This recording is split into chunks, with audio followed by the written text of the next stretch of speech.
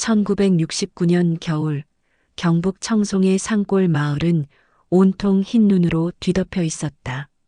눈은 밤새 내렸고 아침이 되어도 그칠 줄 몰랐다. 마을 어귀의 낡은 기와집 마당에서 12살 정화는 펌프질을 하고 있었다. 손은 이미 붉게 얼어 있었지만 멈출 수 없었다. 아버지가 깨어나기 전에 물을 길어야 했다.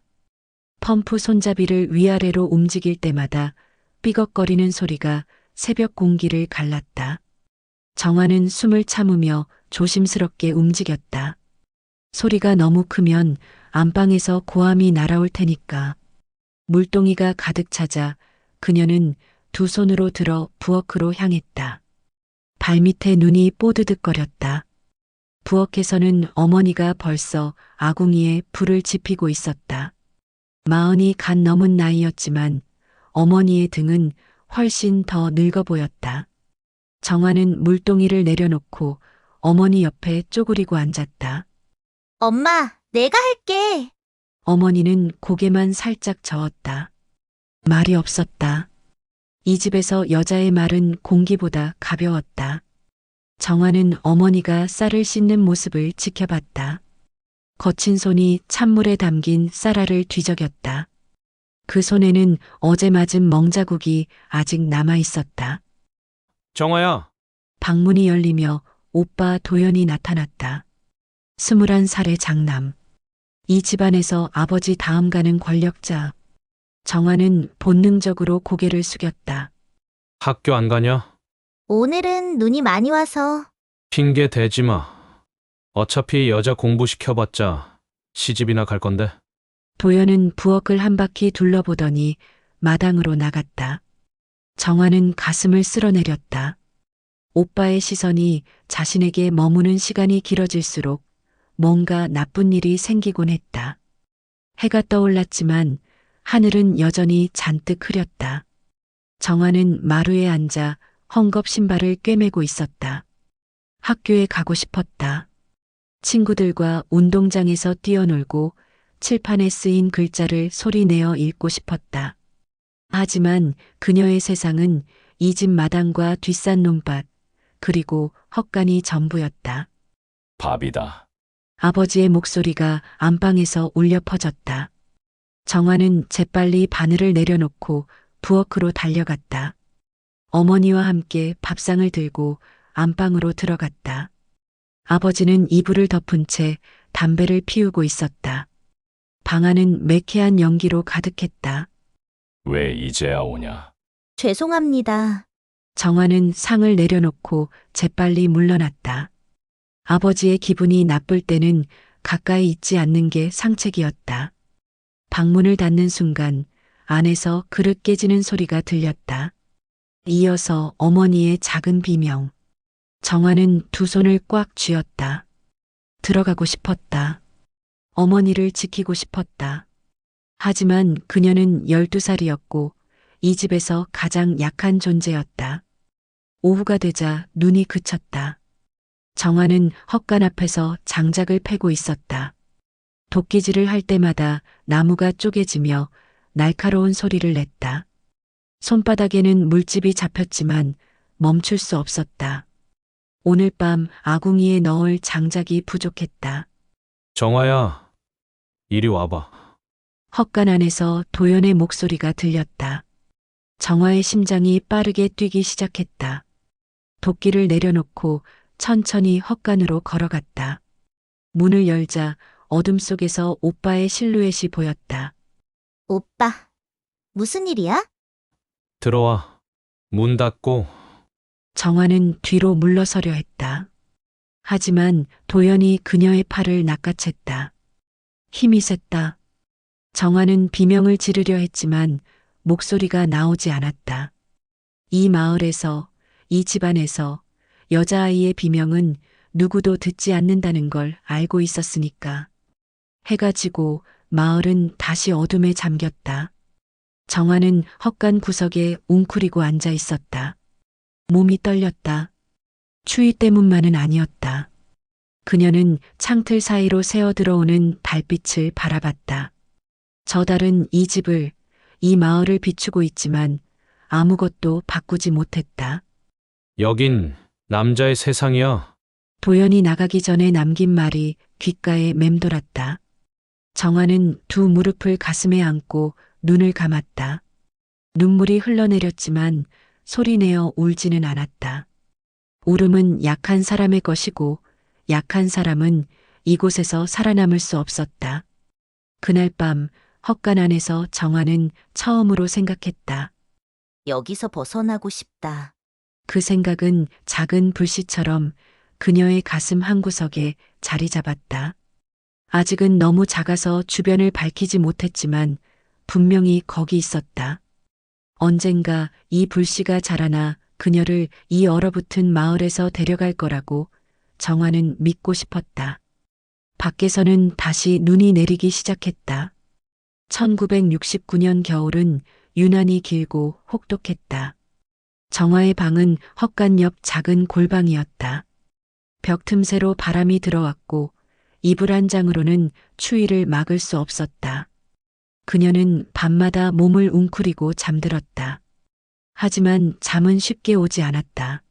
정화야, 자니? 문 밖에서 도연의 목소리가 들렸다. 정화는 눈을 감은 채 숨을 죽였다. 대답하지 않으면 돌아갈까? 하지만 문고리가 돌아가는 소리가 들렸다. 오빠는 대답을 기다리지 않았다. 자는 척하지 마. 다 보여.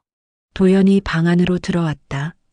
정화는 이불을 더욱 꽉 잡았다. 심장이 터질 것처럼 뛰었다. 오빠, 제발. 제발 뭐.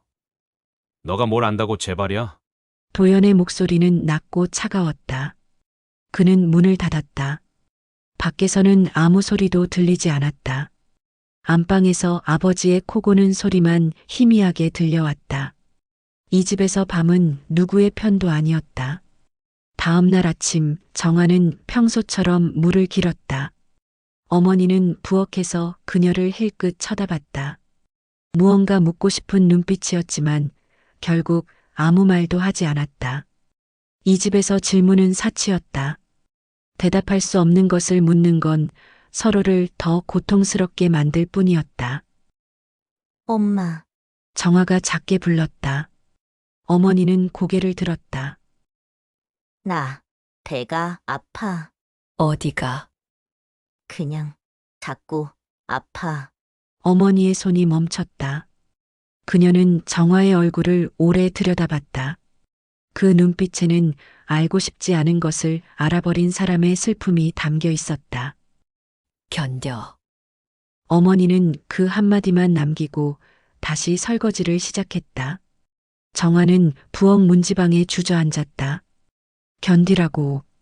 어떻게 견디라는 건지, 언제까지 견디라는 건지 어머니는 말해주지 않았다. 계절이 바뀌어 봄이 왔지만 정화의 몸은 점점 이상해졌다. 아침마다 속이 메스꺼웠고 옷이 조금씩 맞지 않았다. 그녀는 거울을 보지 않으려 했다. 보면 알게 될 것 같았다. 인정하고 싶지 않은 진실을. 정화야, 이리 와봐. 어느 날 저녁 아버지가 그녀를 불렀다. 안방에는 아버지와 도연이 앉아 있었다. 정화는 방문 앞에서 멈춰섰다. 들어와. 문 닫고. 아버지의 목소리는 평소보다 낮았다. 정화는 천천히 방으로 들어갔다. 아버지는 담배를 피우며 그녀를 위아래로 훑어봤다. 배 나왔다며? 마을 사람들이 수군거린다. 우리 집 딸년이 뭘 하고 다니냐고. 정화는 고개를 숙였다. 변명할 말이 없었다. 아니, 변명할 수도 없었다. 진실을 말하면 어떻게 될까? 오빠를 고발하면 이 집은 어떻게 될까? 그녀는 입술을 깨물었다. 누구 자식이냐? 아버지가 물었다. 정화는 대답하지 못했다. 옆에 앉은 도연은 아무렇지도 않은 표정으로 담배를 꺼내 물었다. 아버지, 제가 밖에서 놀아난 거겠죠? 여자애들이 다 그렇잖아요. 이 집안 망신시킬 셈이야! 아버지의 손이 날아왔다. 정화의 뺨이 화끈거렸다. 하지만 그녀는 울지 않았다. 눈물을 보이면 더 맞을 것 같았다. 당장 없애. 내일 약 사올 테니까 먹어. 아버지, 시끄러. 너가 무슨 면상으로 아버지를 불러? 정화는 방에서 쫓겨났다. 마루에 주저앉아 떨리는 손으로 볼을 만졌다. 뜨거웠다. 아팠다. 하지만 더 아픈 건 마음이었다. 그날 밤 어머니가 정화의 방으로 왔다. 손에는 찬물에 적신 수건이 들려 있었다. 어머니는 말없이 정화의 뺨에 수건을 대주었다. 엄마, 나 말하지 마. 어머니의 목소리가 떨렸다. 말하면 다 끝나. 넌 나처럼 그냥 견뎌야 해. 왜요? 왜 견뎌야 해요? 여자로 태어났으니까. 어머니는 그 말을 남기고 나갔다. 정화는 어둠 속에서 혼자 앉아 있었다. 여자로 태어났다는 것. 그게 죄라면 그녀는 태어날 때부터 죄인이었다. 다음 날 아버지가 가져온 약을 정화는 먹지 않았다. 차마 먹을 수가 없었다. 뱃속의 존재가 무엇이든 그건 그녀가 선택할 수 있는 유일한 것이었다. 아버지는 크게 화를 냈고 정화를 방에 가뒀다. 나올 생각 마라. 나을 때까지 거기 있어. 문이 잠겼다. 정화는 창문 너머로 보이는 하늘을 바라봤다. 구름이 천천히 흘러갔다. 마을 사람들은 이제 그녀를 손가락질할 것이다. 아무도 진실을 물어보지 않을 것이다. 그저 수군거리고 비웃고 외면할 것이다.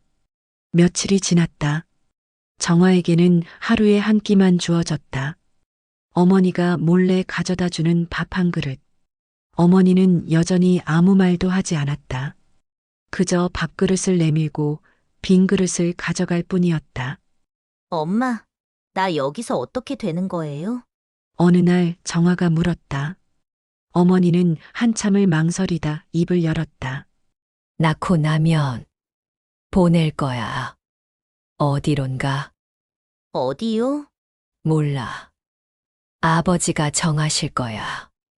어머니의 눈에 눈물이 고였다. 하지만 그녀는 울지 않았다. 울음은 이 집에서 허락되지 않았다. 방 안에서 정화는 날을 세웠다. 며칠이 지났는지 몇 주가 지났는지 알 수 없었다. 해가 뜨고 지는 것만이 유일한 시간의 흐름이었다.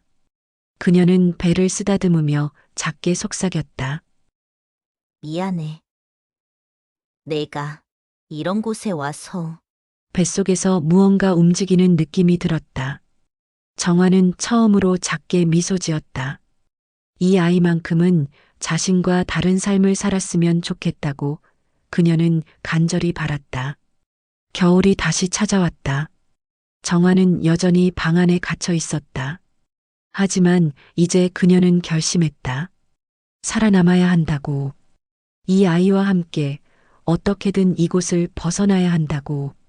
그 작은 불씨는 이제 조금 더 커져서 그녀의 가슴 속에서 희미하게 빛나고 있었다.